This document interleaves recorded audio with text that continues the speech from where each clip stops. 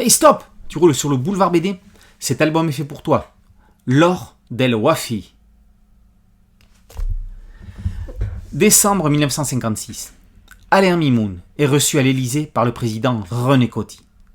Parmi les convives, pour fêter la médaille d'or en marathon qu'il ramène des Jeux Olympiques de Melbourne, se trouve Bouguera El Wafi.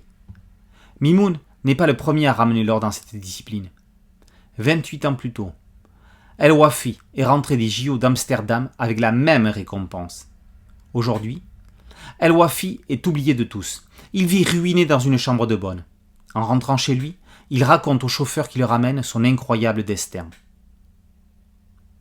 Paul Carsenac et Pierre-Roland Saint-Dizier sont deux journalistes. Si L'or del Wafi est le premier album du premier d'entre eux, ce n'est pas la première publication du second qui est scénariste depuis une douzaine d'années. Ensemble, ils racontent la vie passionnante et passionnée du coureur, s'inspirant librement des faits réels. On découvre ainsi le jeune Bouguera gardant des chèvres à Ouled Djellal dans le Sahara algérien.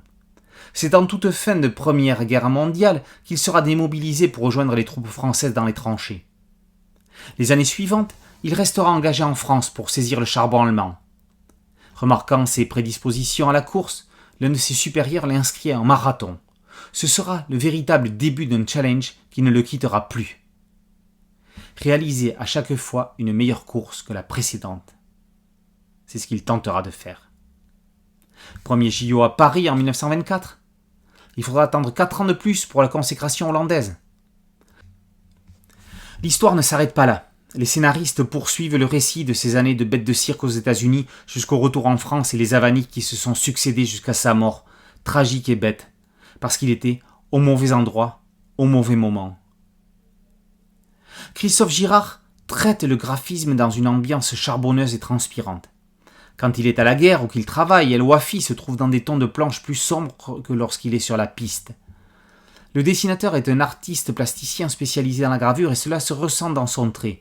Son El Wafi a quelque chose de l'homme qui marche de Giacometti, sauf que lui est l'homme qui court. Magnifique, la couverture que l'on pourrait penser allégorique ne l'est finalement pas tant que ça. Ce n'est pas pour rien que ce sont un cheval et un guépard qui courent avec lui. Ce n'est pas pour rien que les anneaux olympiques sont au sol et tracent leur chemin. Il est des destins oubliés ou brisés. Celui de Bouguera El Wafi entre dans les deux catégories. Que cet hommage qu'est cet or del Wafi puisse permettre à son étoile de scintiller à nouveau. L'or del Wafi par Carsenac et Saint-Dizier et Girard est paru aux éditions Michel Lafon. Boulevard BD, c'est un podcast audio, une chaîne YouTube. Merci de liker, de partager et de vous abonner. A très bientôt sur Boulevard BD. Ciao.